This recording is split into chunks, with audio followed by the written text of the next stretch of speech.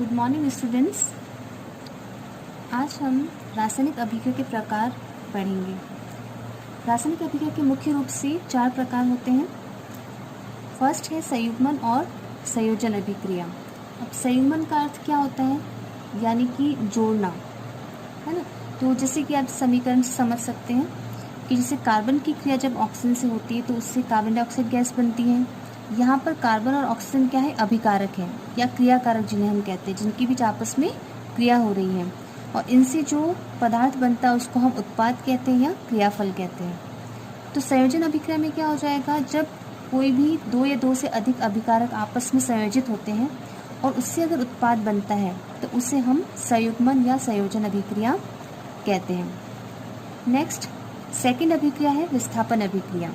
विस्थापन अभिक्रिया में क्या हो जाएगा, देखिए जैसे कि यहाँ पे उदाहरण में दे रखा है कॉपर सल्फेट प्लस जिंक, इन दोनों अभिकारकों के बीच में क्रिया होती है तो उससे बनता है जिंक सल्फेट प्लस कॉपर।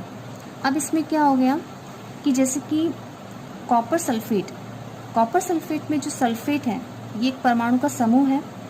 तो जब किसी भी रासायनिक अभिक्रिया में किसी एक अभिकारक द्वारा दूसरे अभिकारक के साथ जुड़े हुए परमाणु के समूह को अगर वो विस्थापित कर देता है तो उसे हम विस्थापन अभिक्रिया कहते हैं। इसमें कॉपर सल्फेट के पीछे जो यहाँ पर सल्फेट जो परमाणु का समूह है उसे जिंक ने क्या कर दिया, विस्थापित कर दिया और ये सल्फेट जिंक के साथ जुड़ गया। तो इससे यहाँ क्या बन गया, जिंक सल्फेट प्लस और कॉपर अलग हो गया, है ना। तो इसे हम क्या कहेंगे, विस्थापन अभिक्रिया। तीसरी अभिक्रिया है द्विविस्थापन अभिक्रिया।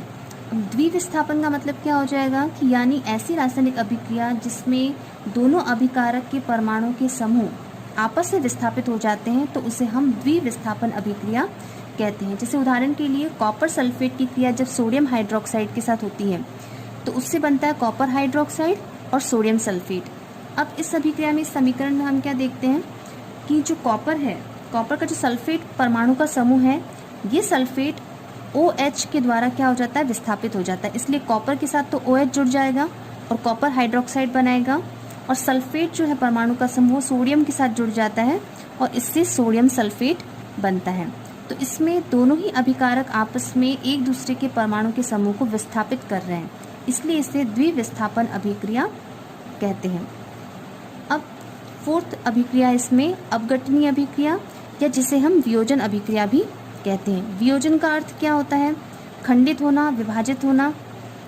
अब जैसे उदाहरण के लिए जैसे AB एक यौगिक है, इसमें अगर एक कोई भी यौगिक वो अलग टूट करके 2 अलग अलग उत्पाद बनाएगा जैसे कि A और B, इसमें विभाजित हो जाता है तो इसे हम अपघटनीय या वियोजन अभिक्रिया कहते हैं।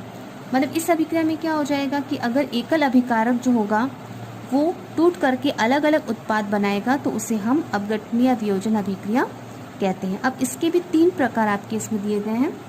सबसे फर्स्ट इसका प्रकार दे रखा है विद्युत अपघटन।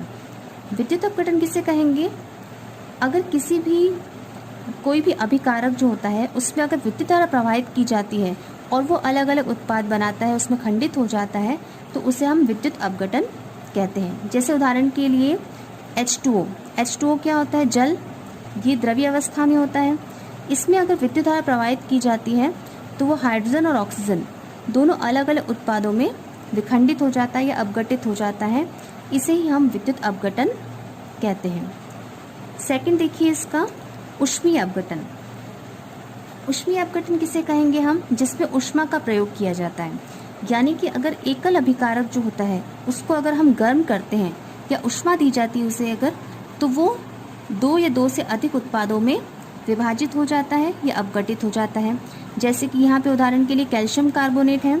कैल्शियम कार्बोनेट को अगर 473 केल्विन ऊष्मा दी जाती है, ताप दिया जाता है, उसे गर्म किया जाता है तो वो कैल्शियम ऑक्साइड और कार्बन डाइऑक्साइड इन दोनों में विभाजित या अपघटित हो जाता है। तो इसे हम कहेंगे ऊष्मीय अपघटन। अब इसमें तीसरा प्रकार है प्रकाशीय अपघटन। प्रकाशीय अपघटन क्या होगा, जैसे आपको नाम से पता चल रहा है इसमें प्रकाश का उपयोग किया जाएगा।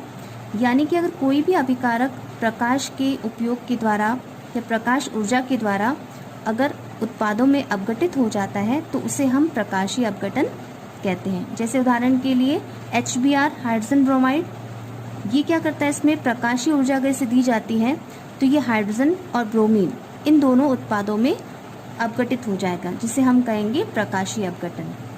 तो इस प्रकार से आज हमने रासायनिक अभिक्रिया के मुख्य 4 प्रकारों के बारे में पढ़ा।